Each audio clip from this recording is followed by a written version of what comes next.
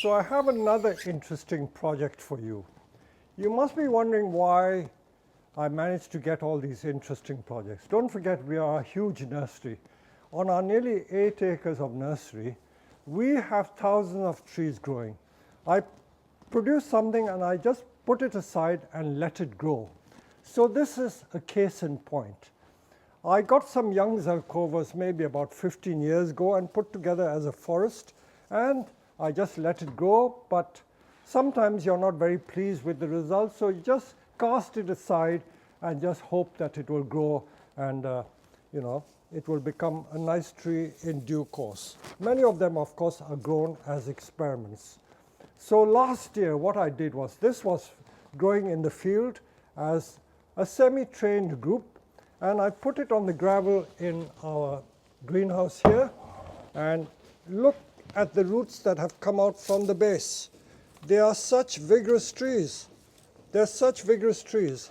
So I will decide what I do with that, because I may decide to keep it in this basket to get more growth, because growing it in the greenhouse and standing it on gravel obviously seems to generate a lot of growth.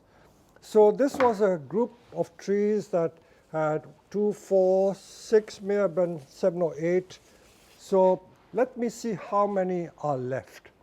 I can see straight away that it's not very elegant because the trees are crisscrossing. But fortunately, the one which is the rogue tree, this one, for some reason died. So let me take it out of that group. Although the rest of the trees are strong, as with all groups, you very often get other trees that succumb because they may have been strangled by the other trees. So rather than try and take it out, I'll try and take it out. Ah, there you are. This is the dead tree. So fortunately, it's coming out quite easily. So I don't have to deal with this one.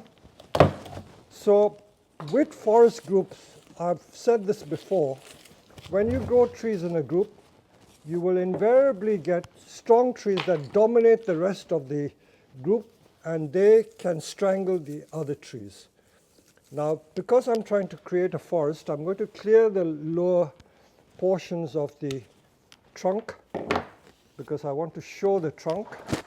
And now let me take some more shoots off, because there's a small tree here. So you must ask, why doesn't he prune these trees while they're growing? I don't do that for the simple reason is I want to grow these trees strong. And by leaving everything, I make the trees strong.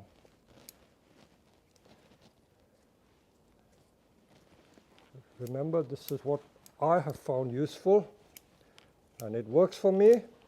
I'm sure it'll work for you.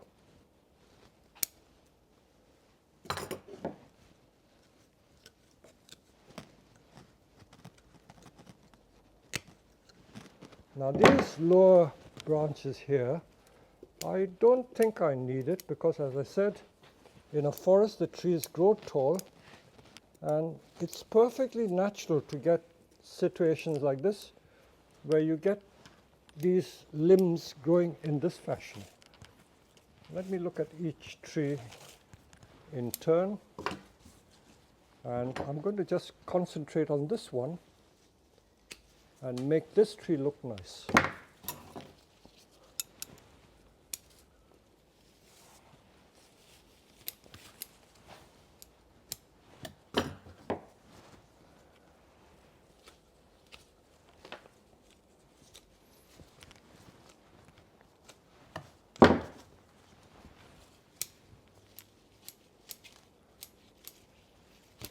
If I had only like half a dozen trees, I would be trimming this all the time and making sure that they're all in good condition. But because I have so many, I can't keep on top of all of them.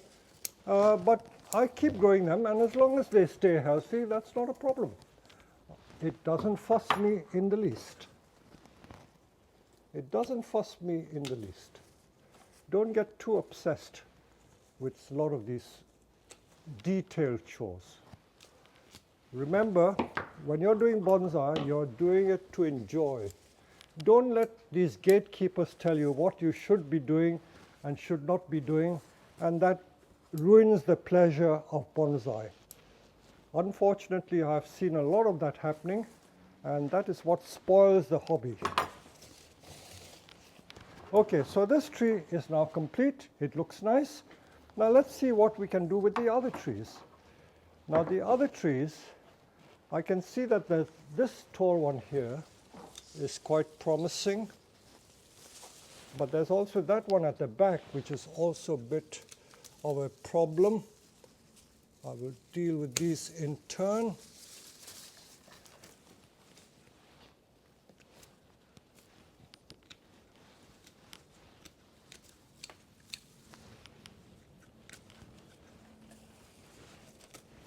It's like doing forestry work. You go into a wood and this is how you would trim the trees.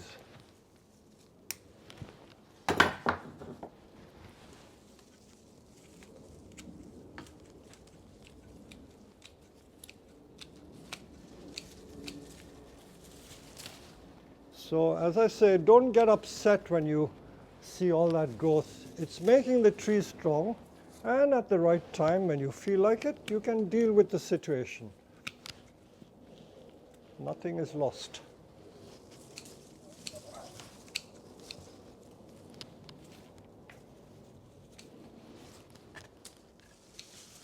And I'm going to get more ramification. Okay, leave it.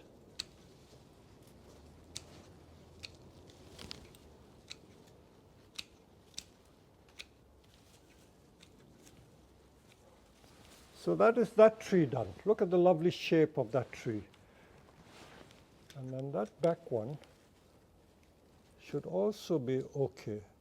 Let the new shoots grow. This one going upwards I don't want. I want it to grow down. So that is that tree done. So if I wanted to, I can just continue making the group with just these 3 trees. But let's see what we can do with this one. Okay, so this tree, it's quite a healthy tree.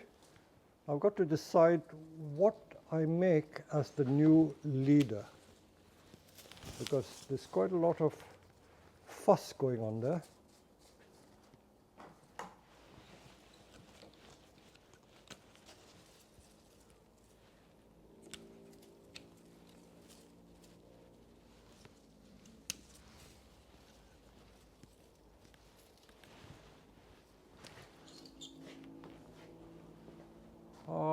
I think it's better to bring it back. So I'm going to take this bit off. Oh, the wood is very hard. Zelkova wood, because it's an elm, is extremely hard. Elm wood is extremely hard.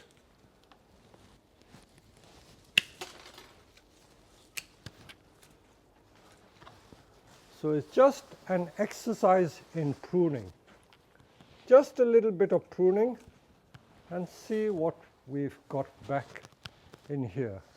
So that would look quite nice if we plant it back in an oval sort of pot, which we will do, and you've got a nice tree. So all these roots which have helped to make the tree strong, we will take it off.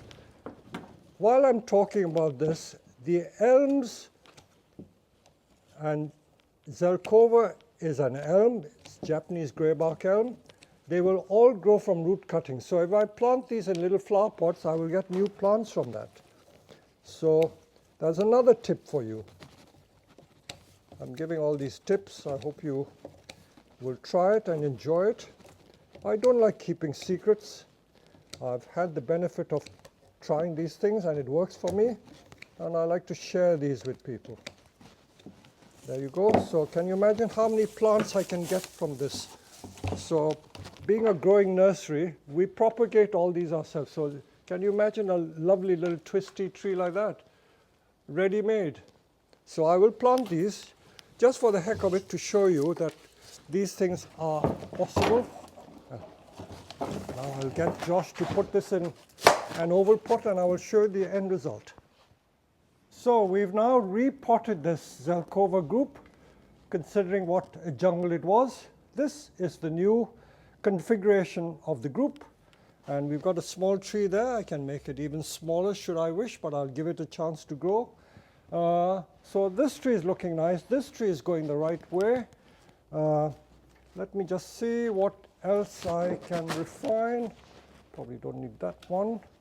I don't need that one. That tree is okay. And to my mind, the only defect I can find is that these two trees are very close. It would be better if I parted it like that. So to part it, what will I do? I will now just put a piece of wire, stout wire, to push it apart. So let me see.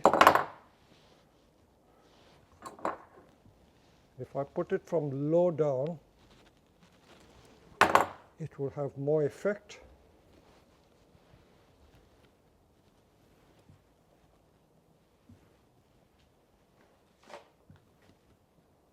Okay, now I know what I'm doing. Okay, I'm just bending a piece of wire.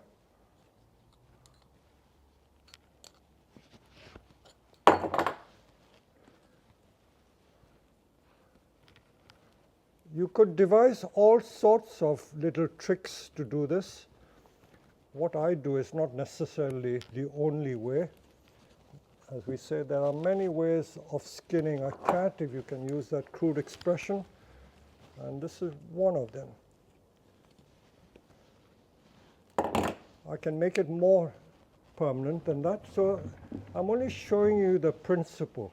See, that is parted it, so you can see the effect. That's what I'm trying to achieve. So this is clearly the front. Let me see if I can use this as the front. This is also possible. This is also possible. So this is going to be the future direction of this tree. So I hope you've learned something from this little pruning exercise. Literally only took like 5 minutes to do. Now what am I going to do with these root cuttings? Now I've also prepared a few of these root cuttings here, and nothing is ever wasted. Being a working nursery, this is how we propagate our plants. We actually propagate. We don't just buy and sell. Some people just import from Japan. We are not like that. I stopped importing in 2007, which is 14 years ago, and I'm now self-sufficient. So this one, which is quite an interesting plant, this is going to be a curly tree. I will just put that in a pot.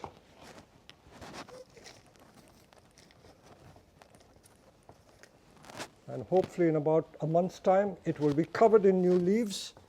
And these trees, I will just get a tray.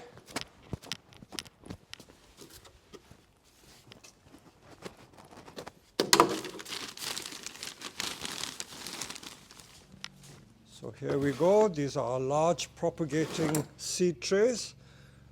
And I will just leave it in. You can see what a lot of root it has. And because they have so much root, there's no fear of them not growing on. They will all grow, and they will all become trees, little trees.